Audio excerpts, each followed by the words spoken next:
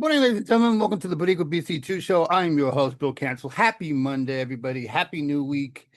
Get ready to do it all again, folks, because it's going to be another fun one this week. Congress not in session again. Anus Tangerinus is off the rails. So, yeah, get ready for some craziness happening this week.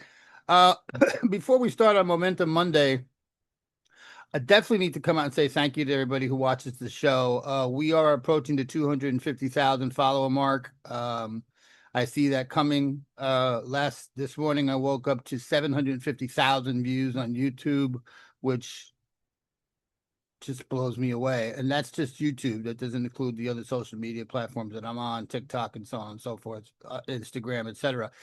So thank you. Thank you for taking the time. Thank you for sharing the interest. Thank you for putting up with me. Thank you for your support. It's truly appreciative. And it's a great movement. And I think we're going to continue to do very well over the next couple of weeks and months. So having said that, let's get started on Momentum Monday. For those who never watched the show before, just a friendly reminder that this is a show where we highlight the top stories affecting Mr. Trump for the week coming, so you kind of know how to start your week off, okay? So let's get started.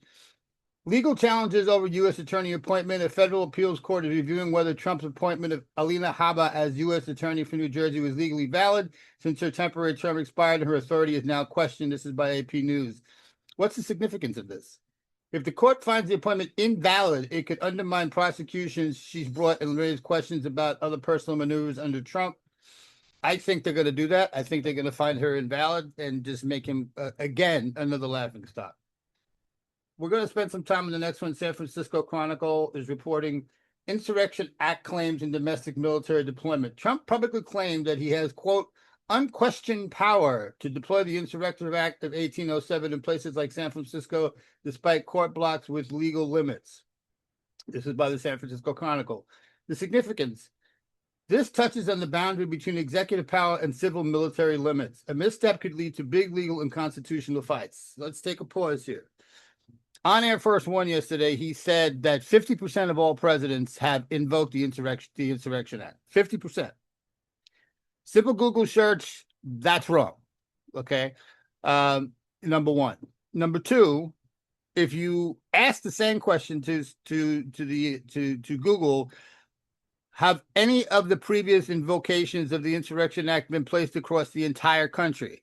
The answer to that is unequivocally no. No president has ever done it against the entire country. They've done it for states and so on and so forth. Third, there have been documented rebellions actually taking place or harm coming to people that requires the military to go in and bring order back, none of which is happening. We already had a judge last week sit there and tell him that what you're doing in Oregon is not a rebellion. What you're doing in California is not a rebellion. People have a right to protest. And in other words, as we say in the Bronx, shut the fuck up. Okay? So please take the Insurrection Act with a grain of salt. Personally, I want to see him try to invoke the Insurrection Act. I want to see him try to do it across the country. He's going to fail miserably. He's going to look like a complete and total idiot. The courts will throw him out. I actually think even Supreme Court would throw him out. So we'll see what happens. Number three, this is by Axios, tariff trade legal showdown. Trump warned that if the Supreme Court of the United States strikes down this tariff under the International Emergency Economic Powers Act, which is coming up, the U.S. will struggle for years. Significance of this? The outcome will shape trade policy, economic strategy, and may influence domestic politics via cost, jobs, and inflation. So how do I think this is going to particularly play out? Trump has fucked up so much on tariffs that you really just can't pull it back, right? Because if Supreme Court says no, null and void, you overstep your power and pull it all back, where does that money go to that we collected? How does that get back to the people who actually paid the money? The logistics of that don't exist. We don't have a process for that, okay?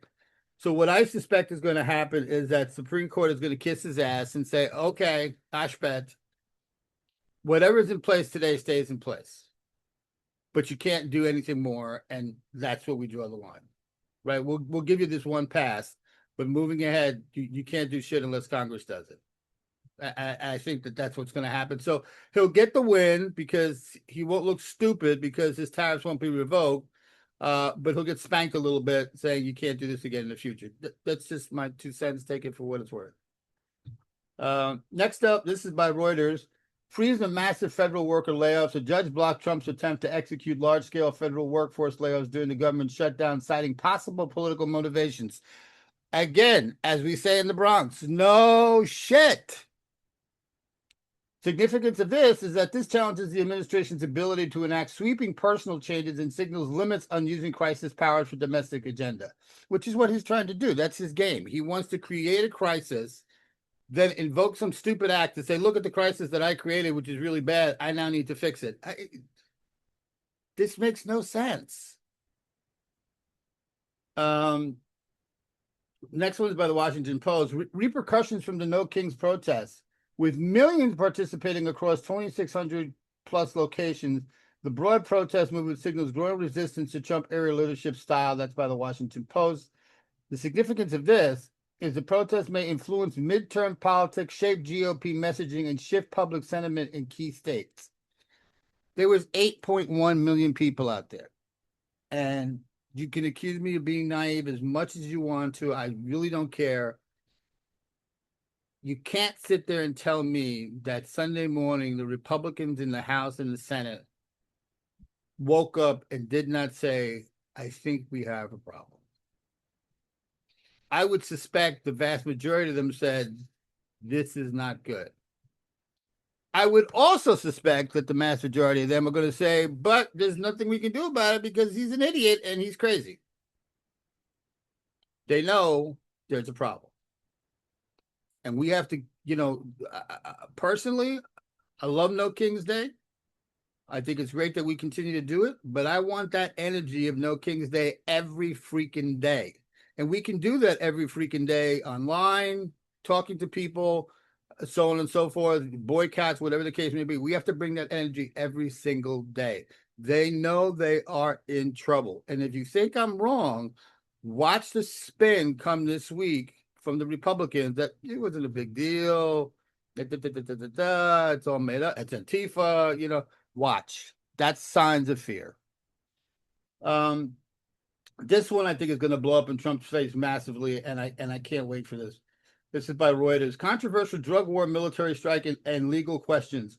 A recent U.S. strike on a suspected drug vessel near Venezuela under Trump's drug terror framing has drawn criticism over legality and process.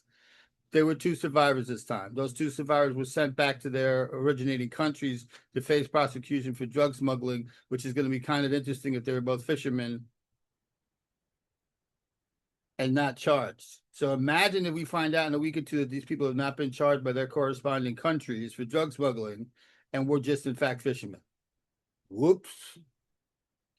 What's the significance of this? Raises both international law issues and domestic political risks, especially around oversight, transparency, and foreign diplomacy. So that's it, folks. That's Momentum Monday. That's what's happening this week. We have a guest coming on our show on Wednesday. The divine Ms. Lee from Canada will be on our show this week. Looking forward to talking to her one-on-one, which will be fantastic. And that's it, folks. Have a great day. We'll see you all tomorrow. Bye-bye.